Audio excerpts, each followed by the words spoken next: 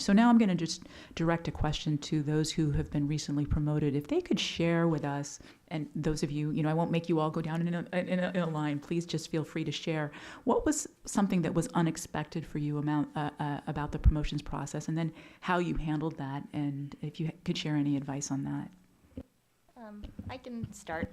I think we mentioned it before, but I thought that the process from associate to professor would be exponentially more difficult than going up for associate, but I think, I found that was actually not the case. I think the process of going from assistant to associate and making the case and putting together your materials and finding references and all of that, really, if you do it right and you're successful, you sort of internalize it and you move that way, during the years of associate professor, so that by the time you're ready to go up for professor, you've already been doing it or thinking about it at least. And it, at least for me, made the process so much easier and I think smoother than I expected.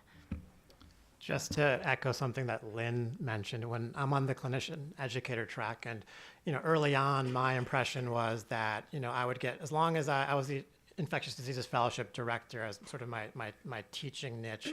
And so I sort of had it in my mind as long as I built a strong ID fellowship program and recruited the best fellows in the country, that would fit that.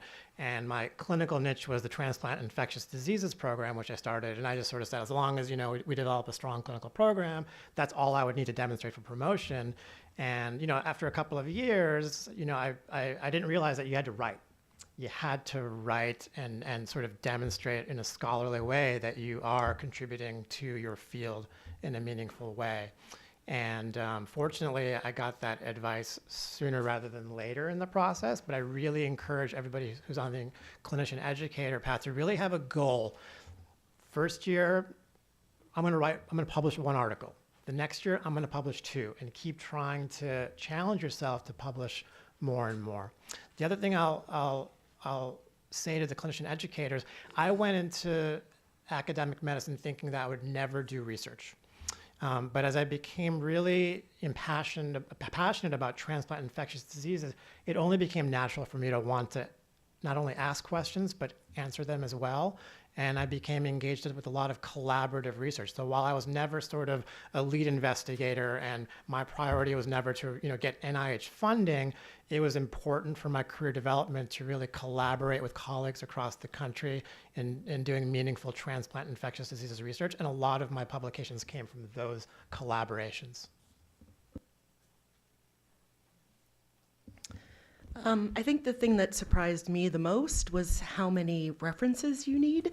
I think for the investigator track, we had to come up with like 25 or 30 names of people who would be willing to take the time to write a letter about how wonderful you are and how you contribute mightily to the field, and we'd all be worse off without you. And when I found that out, I sat in my office and hyperventilated for about 45 minutes.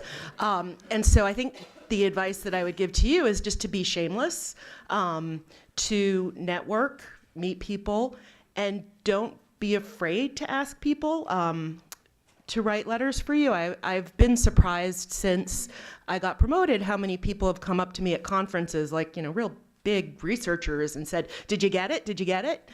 And I think people want to help you probably more than you think they do.